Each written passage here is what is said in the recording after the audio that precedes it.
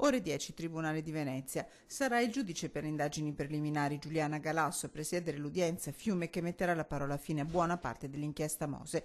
19 patteggiamenti, 15 udienze, una ogni mezz'ora. Faccia a faccia i pubblici ministeri che hanno scoperchiato la Tangentopoli veneta con indagati e difensori. Assente il grande accusato dell'inchiesta. Giancarlo Galan ha conferito una procura speciale ai suoi legali Antonio Franchini e Nicolò Ghedini.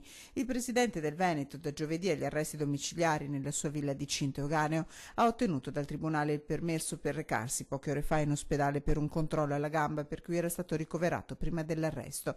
Sereni difensori, il patteggiamento a 2 anni e 10 mesi di reclusione e 2,6 milioni di euro di confisca dovrebbe essere sicuro. L'accordo raggiunto con la procura è un accordo abbastanza equo nelle condizioni date, quindi non vedo perché il giudice non dovrebbe ratificarlo. Nessuna ammissione di responsabilità con il patteggiamento, ricordano i legali. L'onorevole Galan nega in forma assoluta qualsiasi responsabilità in ordine ai reati di corruzione che gli vengono contestati. Pronti i legali, se l'innocenza non verrà riconosciuta, a ricorrere per Cassazione contro la sentenza. E su un punto l'ex presidente del Veneto non è pronto a mollare, mai ricevuto uno stipendio milionario dal Consorzio Venezia Nuova. Questo è il punto, diciamo, che lo ha fatto stare più male, nel senso che è del tutto inverosimile che abbia ricevuto una cifra del genere nel corso degli anni.